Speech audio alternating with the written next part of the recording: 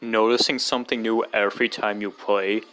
This is something that I seem to be always encountering, and I'm sure a lot of other people do, which is surprising but really cool for a game that's this old now and this popular. And this can pertain to anything, whether it be a detail on the board, like say Peach's Castle in Mysteryland, or the way a certain mechanic works in a minigame, etc. Or some things that you didn't notice for a long time, correctly playing Slot Card Derby.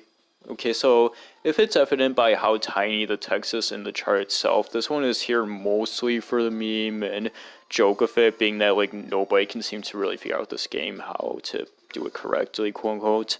And I see a lot of people be like, oh, come on, and, yell at how to correctly play it. And I've heard several things about it, and for a long time now, I've been trying to do it the quote-unquote right way, and I've seen others try to do it that way, but, I don't know, shit just still happens where, the moment you let go of the joystick in the slightest, or move it slightest, you'll immediately come to, a near stop or slow down, or you'll just spin out anyway, even if, your wheels aren't smoking, and it's a bad game. Bowser actually rewarding you. So I'm sure you know how in the Bowser wheel there's usually the gold text. It's oh, 99 stars or stars pack to go or star steal or whatever. And it's rare that it lands on there, but it's not rare enough. I'm sure you've seen it happen before. And when it does, and it's a bit weird because Bowser pauses for a second he's gonna do something, but then it's just Bowser fled, and this is insinuating a really, really rare offset chance and maybe some kind of weird once in a lifetime personalization copy thing that's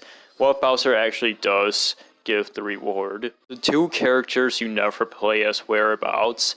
Another weird entry, so there's only 6 characters in this game, and I'm sure, if you play enough and with, enough different people, then, you switch around enough of the characters where it's kind of whatever. However, let's say that, in a very common situation, you're playing with, the same group, and you're going through all of the boards, in order, and, you're all choosing the same characters, and it's just well, where are the other two? Where are they left out in? And where are they up to? Where are they? Yeah, it's one of those things that makes you think. 12 Tails Flowers. So as you should know, Conquer 12 Tails is what was scrapped and became Bad Fur Day, or it turned into it is the more accurate thing to say. And I know that this is such a far stretch, but it's just something that I happen to notice at the same time. But in that game, that's still left over in Conquer's Bad Fur Day's files, I believe there's these flowers with smiles on them.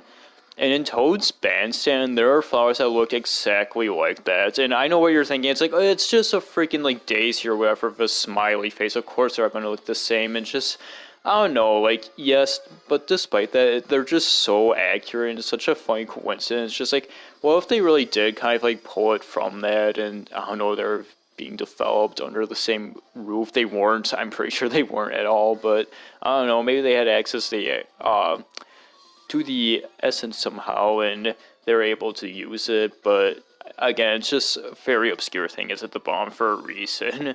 Not everything about Mysteryland is known yet.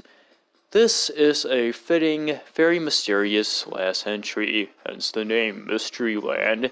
And I've talked about some of its weird oddities before, and in the image for the Slayer of the Iceberg, there's an image of Nessie that I found that I just noticed, and I thought it was perfectly fitting for that. And Mysteryland, as you can guess, has a lot of mysterious things to it, and this pertains to both how the board plays as well as things on it, just obscure discoveries like Peach's Castle, but also gameplay things. A lot of people believe and swear that this board has a higher spawn rate or chance of hidden blocks appearing, but I've never really seen it be looked into or proven or anything like that, as well as other oddities, where the blocks will specifically spawn. I'm sure some of you might know that hidden blocks in this game always just spawn on regular blue spaces that have nothing else on them, and yeah, but I've also heard speculation that they'll spawn in areas that you teleport onto, specifically the gray circle around the areas. And yeah, there's just a lot of things about this, and I don't know, I just feel something's always slightly off whenever I play on this board. But that does it for the Mario Party 2 Iceberg. Thank you for watching this, and I'll I'll see you all next time.